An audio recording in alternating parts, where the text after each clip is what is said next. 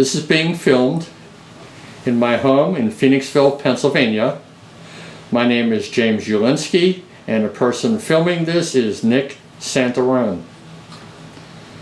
I was a sergeant in the Marine Corps, stationed in Viet Nam.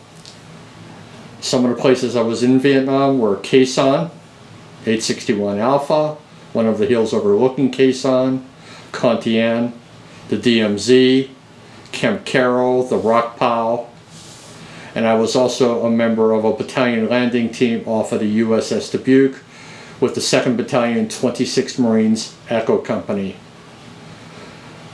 I received my bachelor's degree from Penn State in the 60s and my master's degree from Duquesne University in Pittsburgh in 1982. Later on, I went on to work for 27 years in healthcare for a company called Allegheny Valley School, while at the same time teaching at Penn State part-time. In December of 2015, I finished teaching at Penn State after 30 years as an adjunct professor / instructor, while also teaching at LaSalle University. I taught a few different majors, including business, sociology, human development, leadership development as well.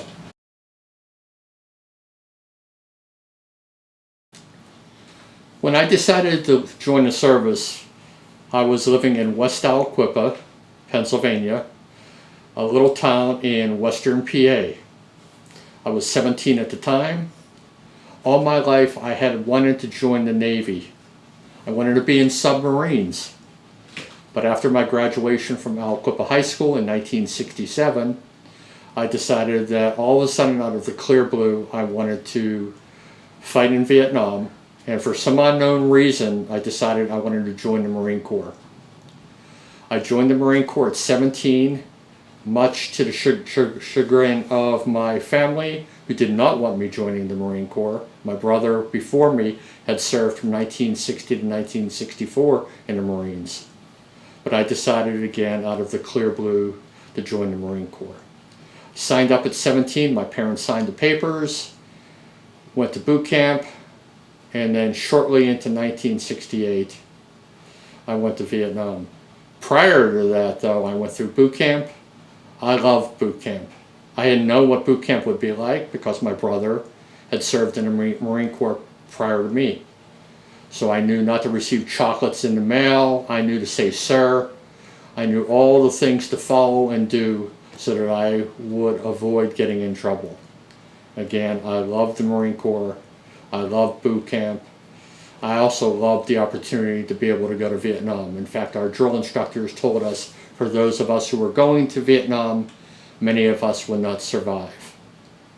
Again, I wanted to go. I just believed it was our duty to serve our country.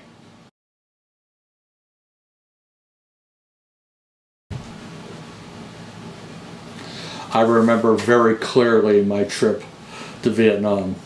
We left from California, flew to Hawaii. While in Hawaii, the plane stopped, allowed for refueling. None of us were allowed to leave the plane. We stayed on the plane the entire time while they were refueling in order to depart for our next destination, which was Okinawa. From Hawaii, we flew to Okinawa, where I spent a couple days. And then from Okinawa, we flew by a small jet plane to Phu Bai, the first place I landed in Vietnam. It was a strange flight, small number of Marines aboard the plane, I would say approximately 50. When we landed, we were assigned to our units. Mine was Echo Company, 2nd Battalion, 26th Marines, and I was told I was heading to Khe Sanh. From Phu Bai, it took approximately 3 days for our plane to finally land at Khe Sanh, the main base, because the anti-aircraft shelling was significant enough that our plane was in danger so it would reroute back to Fubai. After 3 days, we finally landed. The plane taxied along the runway. The tailgate was dropped, and we were told just to run for the nearest place where we could hide. The whole purpose of this was if the plane stopped long enough, it would not be able to take off because it would probably be destroyed while it was stopped as a result of artillery fire, incoming mortars, and everything else. I ran to the nearest group of bunkers that I could find, introduced myself to a couple other Marines, and in one of my dumber moments, while sitting on some sandbags talking to a couple other Marines, an incoming rocket round knocked me and one of the other Marines approximately 10-12 feet as a result of the concussion. While I just was relatively unscathed, except for a concussion and ringing in my ear. The ringing in my ear actually lasted approximately 2 months, but I never divulged that to any of my officers because I was always fearful that I would be called a duty shirker, and I had gone specifically to fight in Vietnam. And I didn't want any accusations as far as why I really wanted to be there. So I hid that from everyone that I possibly could.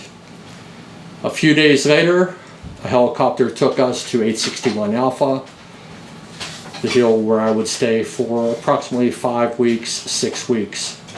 We were dug in. We received all of our mail, water, and supplies via helicopters, choppers, as long as they were able to come in safely.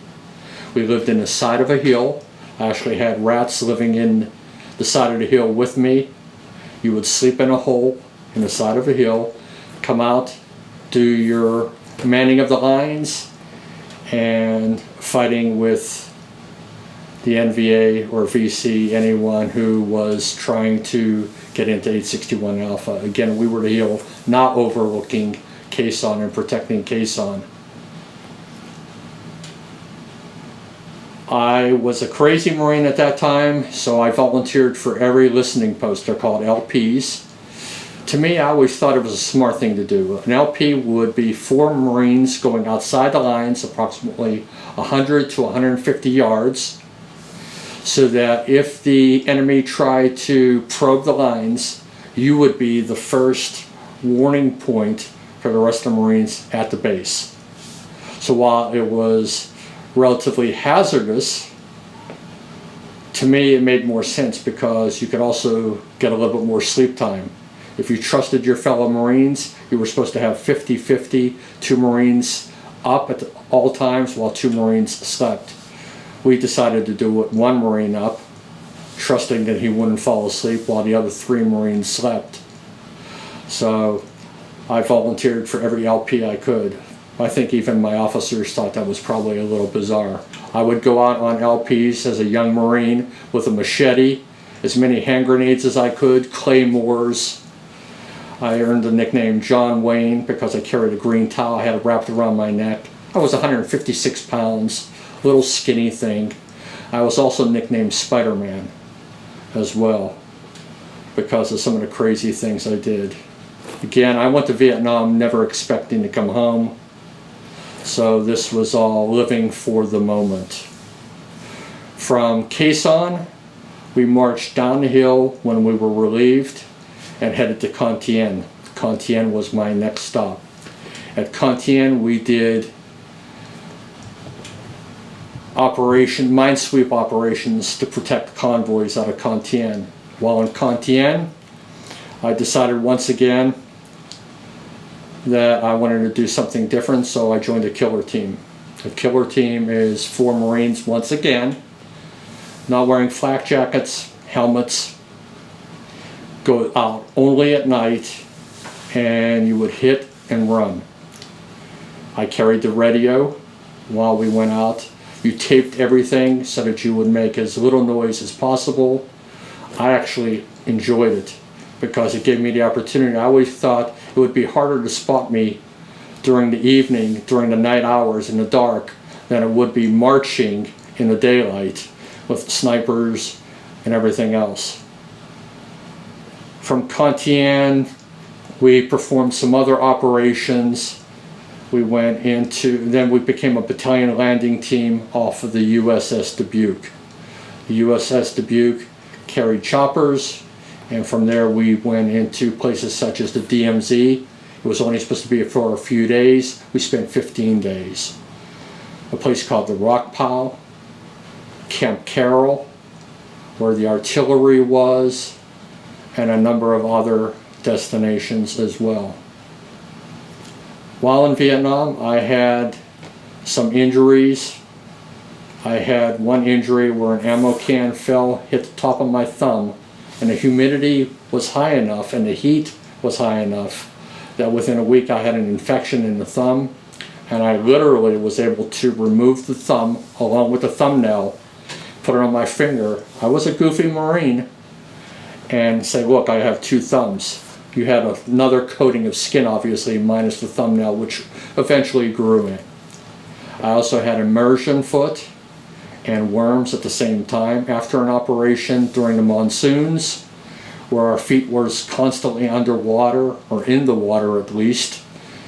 After the operation, we went to Fubai to get a brief respite, if you will, before we went on our next operation. While there, I went to sick bay, and at sick bay they had to cut off my boots, cut off my socks, because the blood had welded to the socks, welded to the boots, and they literally had to get them off by cutting them off. They also did some tests and determined that I had worms from drinking bad water. We were all given Halzone tablets, but again, water, you drank it whenever you could. You weren't always cautious, and you didn't always use the Halzone tablets, which isn't the brightest thing to do, but again, as a young Marine in combat, you did what you needed to do. I would receive a care package from my parents every once in a while. They always contained a pint of Bacardi rum, Slim Jims, and Anita crackers. I would make a sandwich with Anita crackers and Slim Jims and wash it down with Bacardi rum. In fact, we always carried several rubber canteens. You can imagine with the heat there, how fast anything in rubber gets heated up. And mostly carrying water, but in one of the canteens I also carried Bacardi rum, so that you always had that available to you. Cigarettes was a big to-do. Cigarettes and alcohol. Anyone going on R&R came back with cigarettes and alcohol. It was amazing because when we would go through a village, the villagers would have ice-cold beer that they would sell and ice-cold pop. I'm from Pittsburgh as well. You would wonder how the heck could they keep it as cold as it was, but we were able to get it from villagers from time to time. And again, cigarettes. I smoked 2.5 packs of cigarettes in those days. You would light up anything you possibly could. You would make your own cigarette wrappers out of paper, shove tobacco in there, whether it was pipe tobacco, whatever you could, to make yourself some cigarettes. I did a beach landing off the USS Dubuque onto a beach called Viet. There was no enemy there. It turned out to be a peaceful landing, beautiful white sand. I think they did it just to show that we had the capability of doing so. I love doing operations off helicopters. In those days, I wasn't afraid of heights, so we would come down, either the helicopters would land, or we would rappel down some ropes, just a short distance to make landings.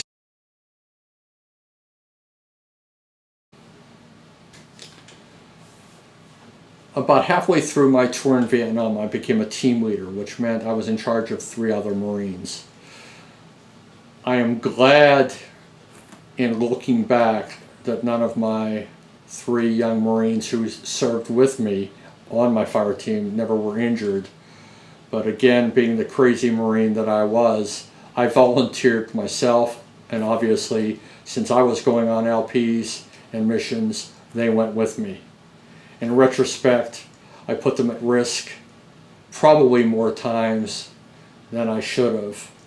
And again, in retrospect, none of them got hurt, so that was a good thing. I did stupid things in Vietnam. I stood on a hill one time no flak jacket, and told Charlie that he had no balls to shoot me while standing in a hill. Also did a lot of other things too. My psychiatrist asked me one time when I told her that I shot one of the VC point blank in the chest after he had his legs mangled by one of our claymores. And I said, no, it wasn't a mercy killing. I just wanted to kill him. To me, it was a hunting trip. That's how I rationalized it. To me, the enemy were deer. And again, I was eliminating deer. It made sense, and it allowed me, again, the opportunity not to hesitate and put other Marines at risk, always being fearful that I would do something that would endanger my fellow Marines. While in Vietnam, some of the crazy things we did was some of the pictures I took. I took over 500 pictures. Sadly, only a few remain. My mom and dad, unfortunately, put them in a basement, and I've been told 2 different reasons why they were lost, but I was never able to see them. My future wife did actually see them, so we know they made it back to the States. But some of the silly things, I would send pictures back with an M16 in the ground with my Marine Corps helmet laying on top, wrapping ourselves with bandages as if we were injured, and some really, really goofy pictures while we were there. Some of the medals and ribbons that we earned, my unit, Echo Company, the 2nd Battalion, 26th Marines, while in Vietnam, were the Combat Action Ribbon, one of the most the ribbons that I'm most proud of. Presidential Unit Citations for the 26th Marines, action in combat, Navy Unit Commendations, Meritorious Unit Commendations, Republic of Vietnam Cross of Gallantry as a unit, and then Republic of Vietnam Civil Action honors as well, in addition to the Good Conduct Medal, the the National Defense Medal, the Vietnam Service, and the Vietnam Campaign Medal ribbon.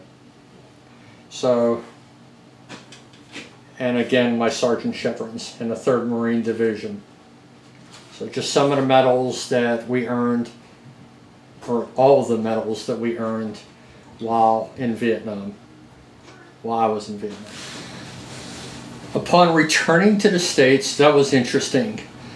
Coming from fights that we thought we were doing for our country in service to the American public and people, to land back in California and find all the protesters and the people who really called us such things as baby killers and would spit on you. So it was a quite interesting time period. We were told to not wear our uniforms in public because, again, there was a lot of disrespect for what we did in Vietnam. We were called losers. In fact, when I tried to have a beer, I came back from Vietnam at 19 years of age.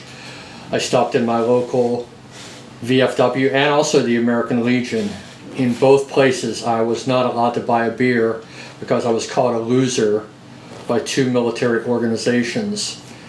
And there are some things I still harbor as ill will today, and a couple of them are obviously the traitor Jane Fonda. I do not, while I respect the job the VFWs and the American Legions are doing today for our veterans and their families, I will never join a VFW or an American Legion. Simply, I will not let that go. When I came home, my family obviously was excited that I was able to come home. I met my wife through a letter in Vietnam. While I was there, my younger brother, Tom, asked her if she would write to me. She said, she was a senior at Ambridge High School. My brother was a junior in Ambridge High School. She said she would write to me if I wrote to her. So I wrote to her. She wrote back for about 7 or 8 months. I told her about the beauty, the things that happened in Vietnam that were beautiful, and then obviously some of the tragedies of the war as well. So we corresponded back and forth. She would tell me about her dog Charlie, her family situation. She would actually come and visit my mom and dad while I was there. I had a beautiful 67 Impala, Moran blue 2-door, black interior, black vinyl roof, 8-track stereo that was not touched, 283 cubic inch engine. It sat idle while I was in Vietnam, not to be touched until I came home. My wife-to-be came out to see my family. I came home. I was actually dating someone else at the point in time, but she gave me a Dear John letter when I came home. She waited until I got back in country to tell me she had found someone else. I asked Linda out for a date on my 3rd day back in the States. She said, come and meet my family. I hung up the phone. I said, I don't want to marry this lady. Decided my options were limited, so I called her, asked her out for a date. It was simply to be a thank you. We dated for 17 days before my next duty station at Fort Meade, Maryland, where I was stationed with the NSA Fort Meade security guard, the Marines there. Asked her out for a date. We dated for 17 days. Within 3 months, we were married. 48 years ago, on August 2nd, we were married. I still can't believe she was the best person that ever happened in my life. There were a lot of nice things that happened. She asked me if I wanted to get married in my uniform. I chose not to get married in my dress blues, but in civilian clothes. My next duty station was Fort Meade, Maryland. One of the Marines in my squad actually ended up at NSA Fort Meade several months later after he departed Vietnam. Sadly, we never really touched base again other than to say hello to one another after that, whether it was because we didn't want to reminisce over the Vietnam War, trying to let things go, I'll never know.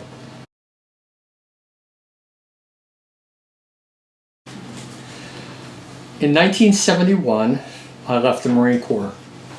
Both my wife and I both loved the Marine Corps. However, as a result of back injuries, I decided to leave. I had gone from 156 pounds on a 28-inch waist to over 240 pounds and a 44-inch waist in a matter of 6 months as a result of my injuries. So I just did not believe in being an overweight Marine. I was an infantry Marine.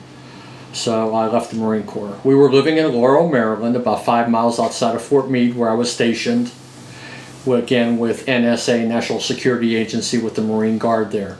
My wife went back to Western Pennsylvania to locate a job with our now oldest son, but he was our only son at the time. I stayed back for approximately 3 to 4 weeks to get things organized, to wrap things up. I had been working on a law enforcement and corrections degree at Catonsville Community College. I wanted to be a police officer originally, working in law enforcement. And then thinking about my wife being away, depression started setting in. And then I realized I had gone from this well-conditioned young Marine to an overweight, having a pity party for myself and everything else while my wife was gone, and all I could think about was my wife perhaps being better off without me and moving on and finding someone else to raise our son with. So I sat with a distinguished combat pistol in my lap, a .357 Magnum, contemplating while I was drinking yet what I would do. Luckily, never put the gun to my head, never pulled the trigger. My wife told me later on, you know what, suck it up, get over yourself. She was always the smarter of the two of us. Later on, went back to Pittsburgh, found a job as a slitter operator. Did that for a number of months before I started working for a company called Allegheny Valley School, where I ended up working 27 years for. I rose through the ranks from a direct care worker all the way up to a regional director, director of quality assurance, running a lot of the operations for our company, simultaneously teaching. This only happened as a result of when I left the slitter operator position, I had the GI Bill. The GI Bill allowed me the opportunity to graduate from Penn State with a bachelor's degree. And a few years later, in 1982, I received my master's degree, again through the GI Bill. Just as it was expiring, I graduated in August of 1982. These two combined efforts allowed me later on in my life to leave healthcare and devote 30 years ultimately combined teaching at Penn State, Abington campus, 5 years at Penn State Beaver while we were located back in Western Pennsylvania, 25 years at Penn State Abington, a number of years at LaSalle University, and also teaching at Aria Health School of Nursing. Along the way, some other small schools, Buck County Community College. So again, as a result of the GI Bill and my desire to not be a steelworker like my family had been, gave me the opportunity with my degrees to pursue some of the things that I really wanted to do.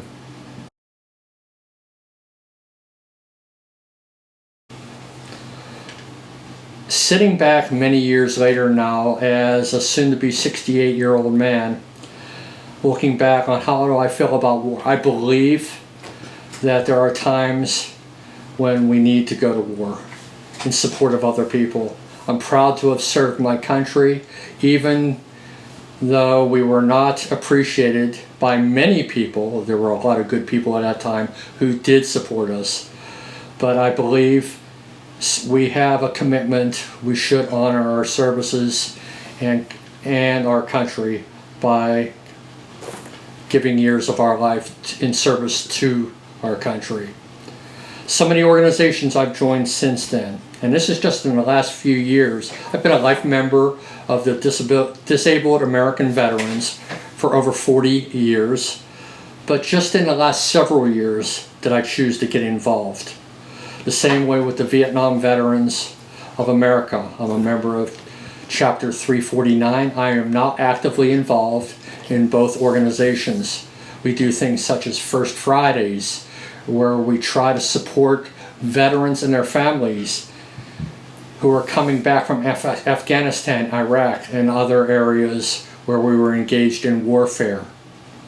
Trying to pay it forward for all the things that I've been blessed to receive. I've also done a lot of fighting for veterans' causes. I use it as therapy. It gives me the opportunity to vent some of the anger that I have into channels that are more appropriate. One of the causes myself and two other people began in 2013 was priority registration for veterans. This started at the Penn State Abington campus, where the legislation had been sitting in the Faculty Senate for 2 years. Myself, Nick Santarone, and PJ Capillotti, all instructors, faculty members at Penn State, decided to do something about this. We met with State Representative Tom Mert, and Penn State shortly thereafter allowed priority registration for all veterans. This was a very, very important moment in all three of our lives because we did something to help veterans after all the veterans have done for us in years past. We wanted to go further, so we asked Representative Tom Mert to pursue this at the state level, and in May of 2014, Nick Santarone, PJ Capillotti, and myself were honored to be in Harrisburg for the signing of the legislation. We were actually at the signing of the legislation of the bill by the governor. And again, it was just one of the most exciting moments, other than my marriage and my family, in my life, because it was an opportunity to help make sense of why did I survive Vietnam being this crazy jarhead when other people were not fortunate enough to come back. In December of 2015, as a result of my injuries, I also suffered from PTSD. I left Penn State forevermore. I retired, gave up my business. I no longer felt it was appropriate because of some of the anger issues that I was manifesting. I wanted to leave on good terms. Again, some of the things that I've done since then are fighting for veterans in causes such as I'm 100% total and permanent disabled veteran, and I'm fighting now to get the laws changed so that if something happens to me before 10 years as of December of 2015, so before 2025, if I should die, not as a result directly of my injuries, my wife, my spouse, the person who stayed with me through all those years would get nothing. I'm fighting now to get the law changed from an arbitrary and capricious ruling of 10-year rule to 1 or 2 years at most, so that spouses and significant others, the people who stayed with us for all those years, will be able to live in a decent manner after we die.